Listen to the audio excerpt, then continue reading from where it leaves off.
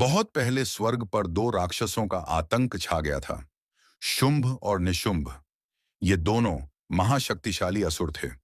उन्होंने तपस्या करके ब्रह्मा जी से वरदान पाया था कि कोई देवता, असुर या मानव उन्हें नहीं मार सकता। सिर्फ एक स्त्री उन्हें पराजित कर सकती है। उनके इस अभिमान ने स्वर्ग और धरती को अत्याचार से भर दिया। देवताओं को पराजित कर उन्होंने इंद्रलोक छीन लिया और देवताओं की संपत्ति, अस्त्र शस्त्र और ऐरावत तक ले लिए। हर ओर त्राही त्राही मच गई। देवताओं ने मिलकर हिमालय पर देवी दुर्गा की आराधना की। उनकी पूजा से प्रसन्न होकर देवी दुर्गा प्रकट हुईं, सुंदर, तेजस्वी और शांत रूप में।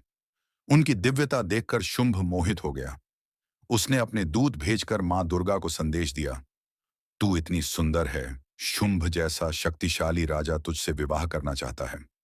मां दुर्गा मुस्कुराई और बोली, मैंने प्रतिज्ञा ली है, जो मुझे युद्ध में हराएगा उसी से विवाह करूंगी। यह सुनकर राक्षस क्रोधित हो गए। पहले चंड और मुंड नामक सेनापति को भेजा गया, जिनका वध मां ने किया।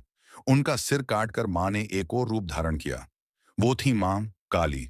मां काली का रूप भयंकर था। नीली काया, खुले बाल, त्रिशूल और तलवार लिए वह युद्ध भूमि में गर्जना कर रही थी।